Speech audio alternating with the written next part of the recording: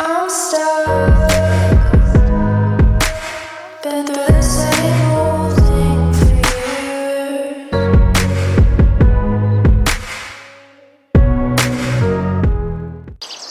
Checking the park quickly to see if there's anything, and oh, we've got a ladybird, so I'm gonna go ahead and catch that.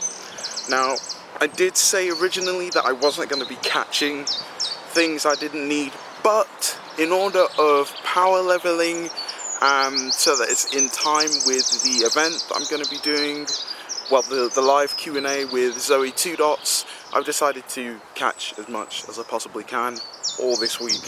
So you're going to be seeing me catch stuff like ladybird all throughout this episode. But there's some other things that have been on my mind that I kind of want to talk about as well.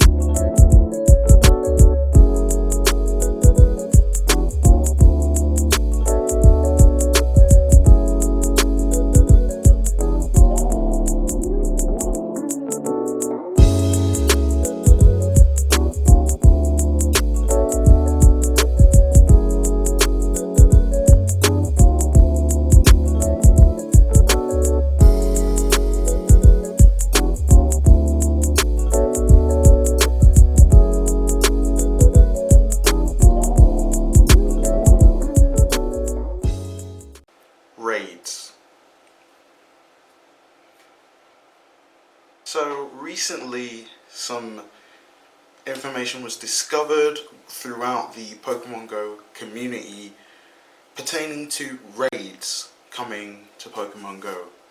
And I'm looking at a page right now on the Go Hub, and they talk about gym raid messages have appeared in the network traffic in the code for Pokemon Go.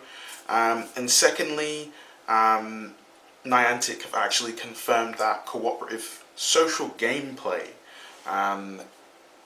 experiences is going to be something coming to Pokemon Go really soon. So the main thing about this episode is the raids. This is what I'm most excited about. Now, most of you will be thinking, smart, raids? Didn't we have raids? Don't we have raids coming?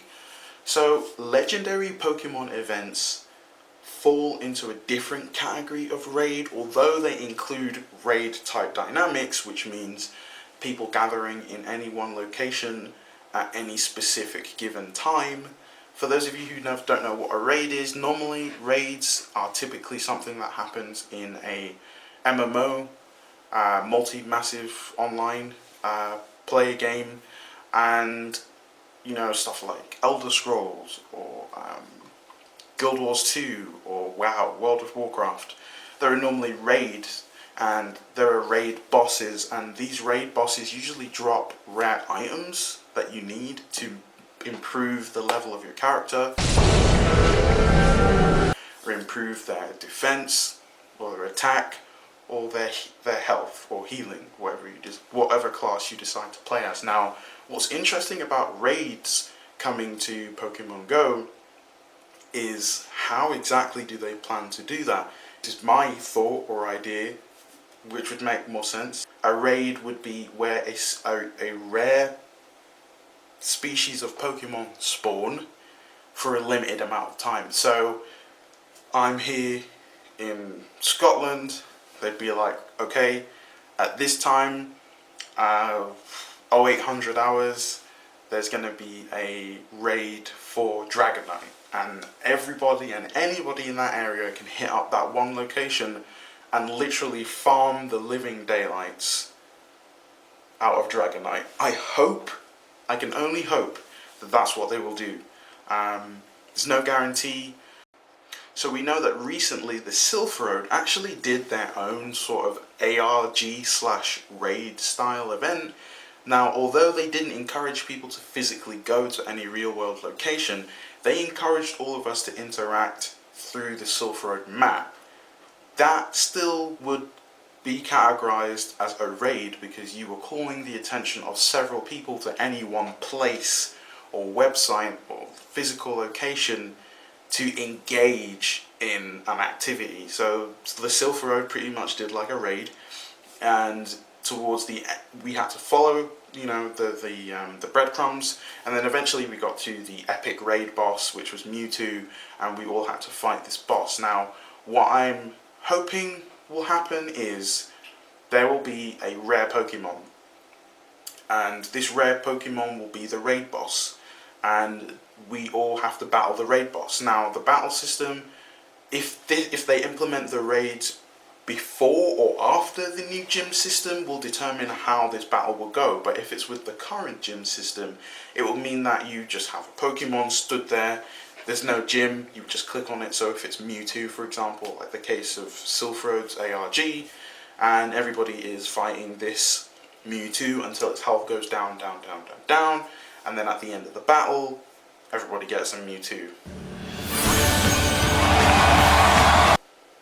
Which is pretty much what they had in their trailer. Everybody fought Mewtwo, and then everyone got Mewtwo. So that would be the most exciting way to do it. So, but they will be able to release information further along the line to let us know, are legendary events raid events, or are raid events separate from legendary events, or are raid events for rare Pokemon, so stuff like Delibird, which we still don't have, or